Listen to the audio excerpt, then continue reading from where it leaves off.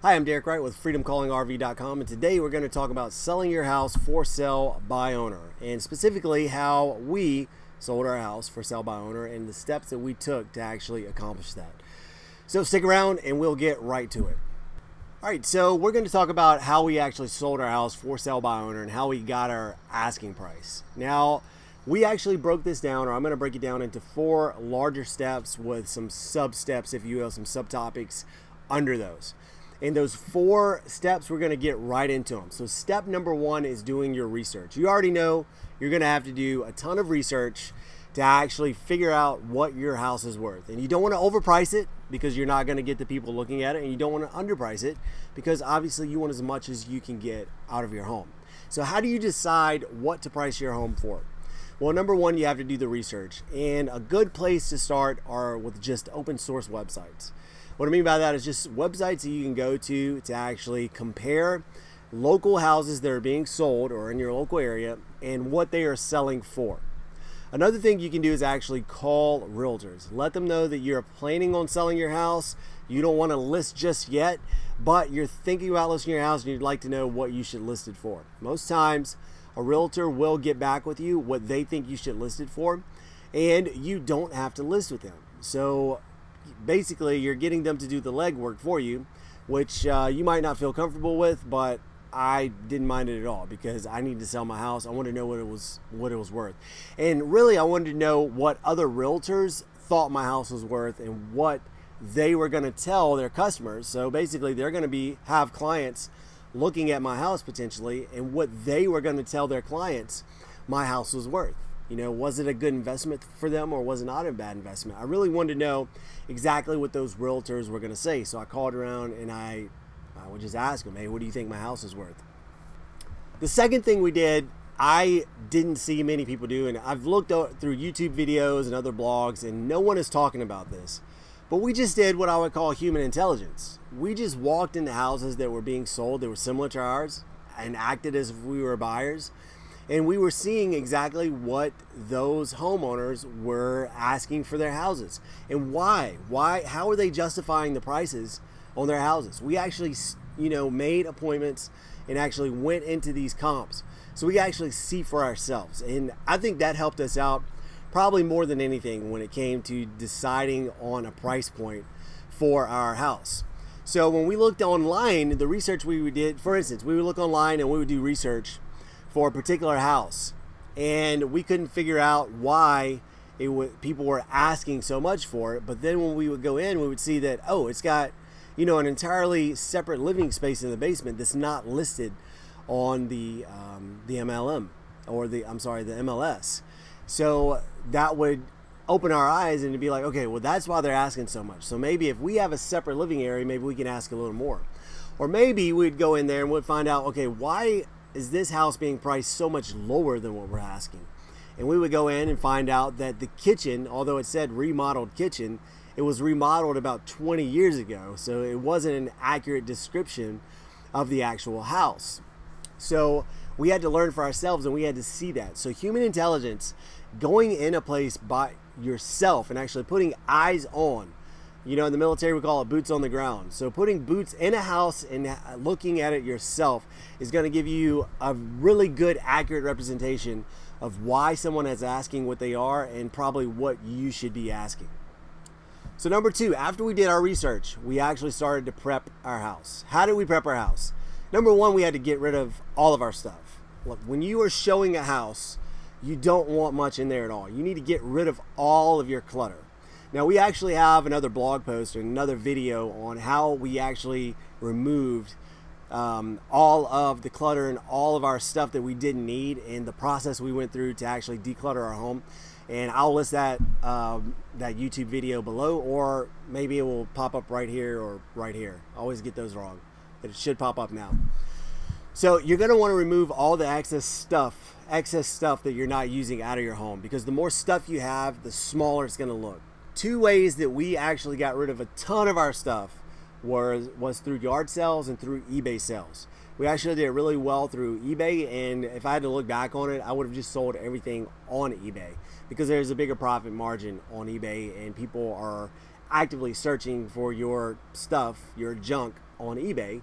Whereas a yard sale, obviously they're trying to, get you down and lowball you as low as you'll go. And you negotiate and you're trying to get rid of it. eBay was a much better way to sell. It was a little more complicated or a little more difficult to set up. But once we set it up, it was really easy and we did well with eBay. And I think we have a video about that too. It should pop up somewhere around here. Also, when prepping your home, so after you declutter your house, you're going to need to make a list of all the repairs you need done. Now, this is top to bottom, all the repairs, because you want to know. And after you make that list, you want to separate it into a column, a cosmetic or inside the home or cosmetic section. Because first impressions sell homes. So first impressions, you can never get a first impression back. So anything that you can do inside your home, like cosmetically to make it look better, then you need to do that. And you and your wife need to make a separate list to make sure you're actually hitting everything. I would also recommend getting someone, a third party, to come in your home and make a list. And you can actually pay them. You can pay a college student $10 an hour to just go around your house and make a list of stuff that he sees wrong or she sees wrong. And that's very helpful because when we live in our house for so long, we get sensitized to certain things, like discoloration on light sockets. We had a light socket that had a yellowish tint because it had been there for so long, and all of our other light sockets, our outlets, were actually white. So someone said, why is this one yellow? And it really just opened up our eyes. It was like, oh, okay, well, we need to make this one white. It's been there since we've lived in the house. And although we knew it was there, we've just become sensitized to it. It wasn't a big deal to us. But for a new buyer, that discoloration on that outlet would be a big deal. So that's what you have to make a list of. Just little things, like little cracks that you can put some putty over. I remember our door on our back porch squeaked. And it's something that we had never really paid attention to. And then one day before we had somebody come over to look at it, I opened it up and it squeaked. And I just thought, if this couple comes over to our house and they open this, wouldn't it be a much better experience than a first impression if it just opened smoothly and didn't sound like a witch screeching when it opened? So I just put some WD-40 on it. It opened normally. It did make a sound. And when that couple came in, it opened, did make a sound. And it was actually a great first impression. So make a list of everything that needs to be done on your house and then separate that list and prioritize the things that you can do inside and cosmetically right away. Your outdoors, your outside, your lawn needs to be kept up. If you cannot do it, then you need to invest in the couple of months it's going to take you to actually sell your home and show your home. You need to either invest and outsource it, so invest in a company to come in and do your landscaping and make it look good. So every time someone drives by your house, that yard is spectacular. Or you need to invest the time to make it look spectacular. That's the first thing people see. We had a big sign, a for sale by owner sign outside of our house, and our grass, our yard looked immaculate because we kept it immaculate. And I'm pretty sure that led to, it starts from the outside in, right? So if everything is kept up on the outside, that makes people want to come in and look at the inside. If you've got weeds growing up out of your flower beds and you've got a tree down in your yard and you've got, weeds growing up, you're hiding stuff in your yard, like you've got a parked car there that's been there for 6 years, then people don't want to come inside. You're going to lose so many leads by not keeping your yard up. So that's called curb appeal. Your curb appeal has to be on point. It really does. So make sure you're keeping your lawn up and make sure that you're keeping that curb appeal to where when someone rolls by your house, they want to set an appointment with you right away. Now we're going to talk about staging your house. And since my wife is actually who staged the house, I figured I would let her talk about how you need to stage your house. Welcome, Stephanie. Thanks. So, staging your house, what does that mean? That is really just making your house look perfect so that a buyer will walk in and picture it as their house and not as your house. So really, it's pretty basic. It's getting rid of all of your personal stuff. So pictures, family photos, anything that is like super religious based or anything that would have a baseball team or football team characters, you know, comic that's stuff, good. anything like that, that's stuff that you like, just get rid of it. Because the person that comes in your house, don't get rid of it, put it away. The person that comes in and looks at your house, they might not like whatever you have on the walls, and it just psychologically, it's like an automatic turn off. And even if it's something that you would say, well, people can look over that, or they can picture their stuff, they could, but they don't. So the best thing to do is to remove all personal effects, like anything that is something like that, that's a personal preference. All pictures, like all of our photos, family we took off the photos, walls. anything like that. So the next thing I would suggest, after you take out anything that's personal, would be to simplify the amount of furniture that you have. So a lot of times you walk into somebody's house and they've got a couch and a love seat and a recliner and maybe another recliner and then maybe a random chair and lots of different tables, and it can feel cluttered. Even if you like it, think about like a hotel lobby. When you walk into a hotel lobby and it's nice and open and clean and minimal furniture, that's the look you're going for when you're staging your house. You want a couch. You know, if it's a huge space, of course you can fit more things. Our house, we had like a medium-sized living space, so we had one couch, it was a chair and a half, and 2 end tables. We got rid of the coffee table, which is another thing. If you get rid of pieces that are not essential, like we did not need a coffee table. Why? Because it looks bigger. It makes your room really opened up that space when we took it out, too. Right. It makes it look so much more spacious. So if you get rid of the extra fluff that you might like, but it makes it look way bigger if you'll get that stuff out. Because the idea is you want people to imagine their own stuff in there, and if your stuff is cluttered, or at least that's what Stephanie told me. Yeah. If you're giving a cluttered impression, or if you have all that furniture, that big furniture in there, it's very hard to picture your own furniture. And it also makes it look like it's smaller. So the bigger you can make it look, the better, because people think it's a psychological thing.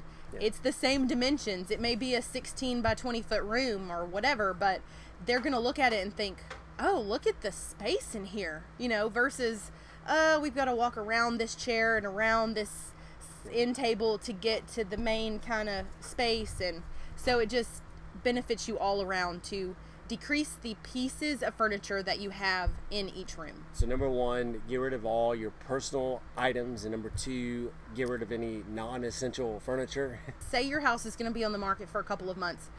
If you can live without it, then take it out. Then it's not essential. So if you can live without one of the end tables you have, if you can live without a chair, a recliner, sit on the couch for a few months, you know, if you can live without it's worth getting a storage unit. It's to worth put all that stuff in. Yeah, or even, so we didn't get a storage unit. We actually did what I'm talking about. We had a basement. And yes, we want people to see the basement too. However, we set aside a place in our basement. It looked like we were getting ready for a garage sale or a yard sale. Yeah, or a move. That's and right. It looked like we were getting ready to move. We had boxes down there. We had some pieces of furniture down there. And it's a basement, an unfinished basement. So you could still see how big the basement was, but that stuff was piled over in one corner. And by the time they made it to the basement, they'd already seen all the wow factors in the rest of the house. And so they didn't think, well, people aren't clever enough, is it mean to say that? We don't think about like, oh, well, they just moved furniture out. No, you walk in a room, it looks big and spacious, so that's what it is. It's great. We were preparing. We sold stuff. We were putting stuff in eBay piles, and we were having garage sales anyway. So all that stuff was actually in a neat looking pile in the basement. Yeah, we had multiple piles. What would you say about, like linens, keeping your bed made, and maybe the bathrooms? Like, what do you keep on the bathroom walls and stuff like that? Well, let's talk about like counters. So counters in not only the bathrooms, but in your kitchen, as well as any surfaces. So dressers, nightstands, any surface, you want to keep it completely clear, except for like one lamp. And if you had, a book, like things like that, very simple. You don't want to have your coffee cup and your tumbler that you drink water out of in the middle of the night, or, you know, some jewelry or anything, any kind of clutter. You don't want your toothbrushes left on the bathroom counter.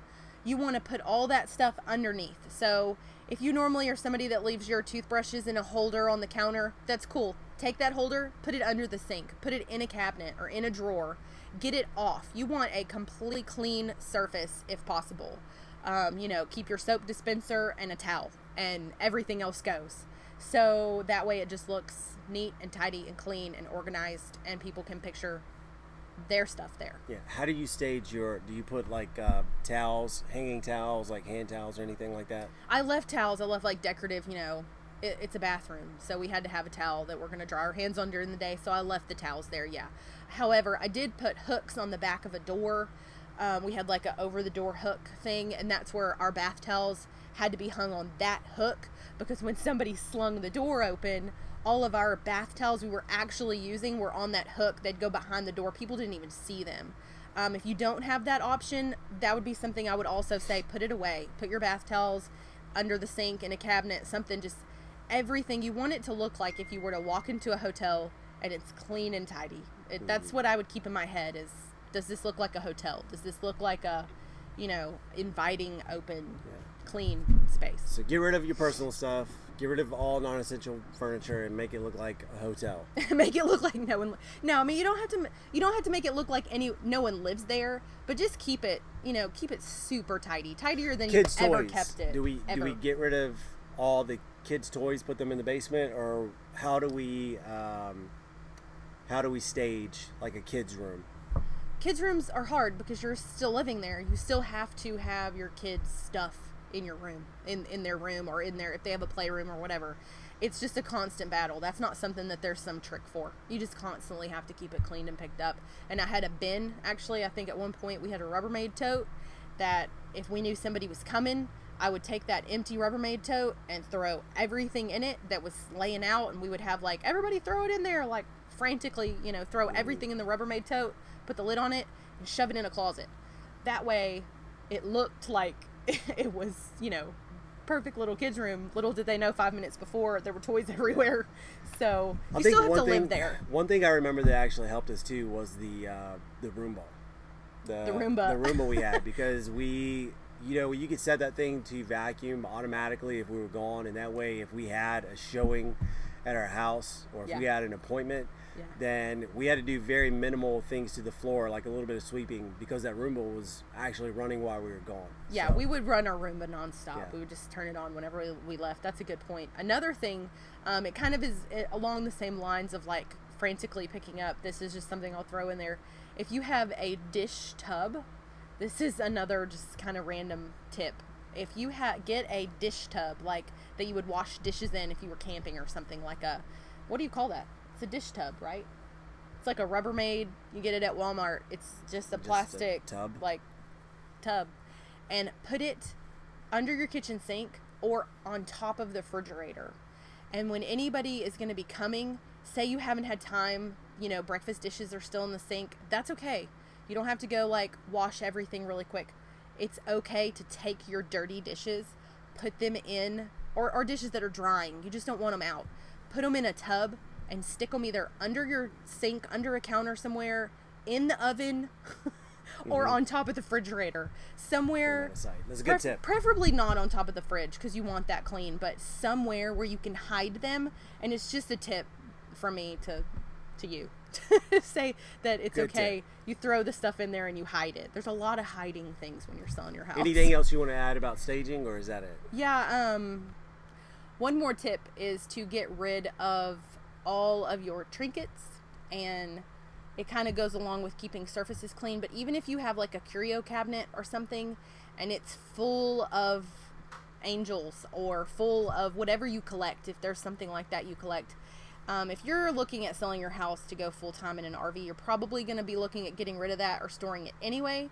So go ahead and box it up. If you want to leave a couple of pretty things that are, you know, that are out, but you don't want to have a ton of stuff like that, trinkets and knickknacks, because it goes under the same thing with people don't see that in their space. So go ahead and clean it up, Put it away, pack it up, get rid of it, whatever you're going to do, but don't have it in the house when it's on the market. One thing that was difficult for me is that we had a room that just kind of showcased my like military accomplishments and, you know, stuff that every time I left somewhere, if I got an award or something, it was hanging up.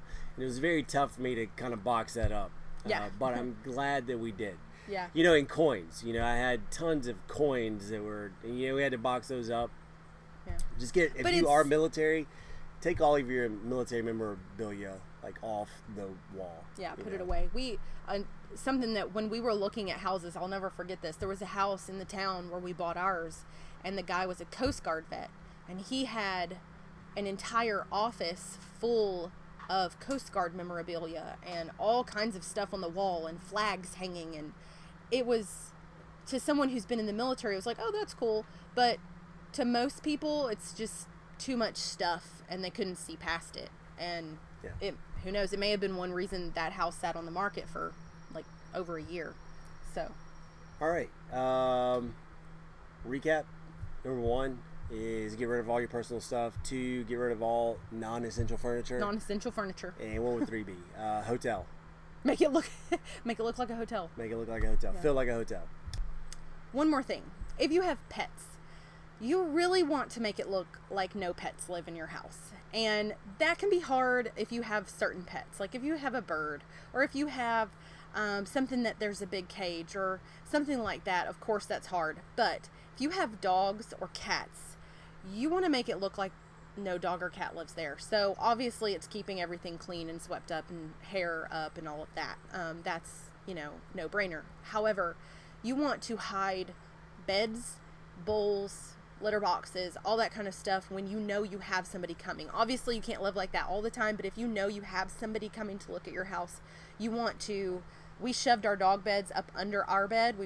They slept in our room, so we would just slide their beds up under ours. And the bowls, the water in the food bowl, I put under a counter in the kitchen, so in a cabinet. And, you know, people probably could still tell we had dogs because there's leashes hanging on the wall or whatever, but there was not an obvious big huge dog bed laying there and bowls in the way and all of that. So it opens up the floor space again, makes it look bigger, and takes away the kind of yuck factor for people who are not animal lovers. So me, I go into a house of people that have pets, I could care less as long as it doesn't smell and isn't dirty. Because I'm a dog lover. I don't care. And I love all animals. However, not everybody is like that. There are a ton of people. You'd be shocked with how many people have no desire to live somewhere that there has been a dog, because you never know, or a cat. You never know where maybe they've sprayed or they've had an accident and maybe the people didn't get it totally clean and it's down in the floor. And there's things you just psychologically, again, that people, it's an immediate turn off for some people. So maybe for you, if you're a pet owner, you wouldn't care, but for other people, it's an immediate turnoff. So just take away the big obvious things that a pet lives there. That's about it. All right, now let's talk about kind of the digital aspect, what you need to do in order to make your home look very professional when you're actually marketing, like driving traffic to that. Number 1, you need to take really great photos or hire someone to take photos. You need professional grade photos for your house, not ones taken on your cell phone, but you need DSLR cameras with good lighting in your home. Now this is something that if you can't do it yourself, you're going to want to invest in, because pictures, especially when you're running ads like Facebook ads, YouTube ads, or any of those social media ads to get leads, you're going to want great photos. So number 1, take great photos. Number 2, you're going to need a website, a really nice looking website, but you can do that very affordably. There are so many website builders nowadays that you can just drag and drop builders. You want your own house you want your house that you're selling to have its own URL, and you want it to have its own website. And in that website, you want great photos, and you want to describe all the photos. You want to talk about the schools that are nearby. You want to talk about all the amenities and all kinds of stuff about your neighborhood, your county, why you like living there, why you like your house. And I can actually show you an example of that maybe later on. I don't have that website anymore, but I might be able to find a link to something similar. and maybe I can show you, I can link it on our blog. Now that you have your website, what you're going to want to do is put a big button on your website somewhere, right in the above the fold. So when people come to the website, they see this big button right away that says schedule a viewing or something to that extent. And when people push that button, that should link to a Calendly account. Now you can get a Calendly account for free. And what's going to happen is you're going to put in Calendly when the viewing days are available and what times they're available, so people can actually schedule a viewing. Now, what's awesome about this is Calendly, you can ask Calendly to collect a phone number and an email address and a name. So you have the email address, a phone number, and a name. So now you can email them, you can send them text messages, you can call them. So let's say someone schedules a viewing on a Friday and one opens, you have one available, or now you're available to show on Thursday. Now you can either call them or send them a text and say, hey, I know you scheduled for Friday, but I'm available for Thursday now. I had a cancellation. You're more than welcome to come over. So you wouldn't believe how many times that people just came early when we did that. So there you have it. That is how we sold our house. Now, when we had that website up, a big portion of what we did was running Facebook ads and YouTube ads as traffic to that website. Now, that's something I had to learn on my own. I'm not going to show you how to do it in this episode or this blog, but I will show you on another blog how we ran the ads and what exactly they looked like when we ran them and how we targeted to actually get people in there. Now, I will tell you, in total, we spent $375 in paid traffic to our website, and we sold our house in about 5.5 months. If I had to do it over again, I'd do some things a little bit differently, and I could probably sell it sooner, but we spent $375 in ads, and again, we sold it ourselves, so we saved approximately $7,200. So it was a great ROI for our ad spend. So there you have it. That is how we sold our house for sale by owner, and hopefully you can do it too.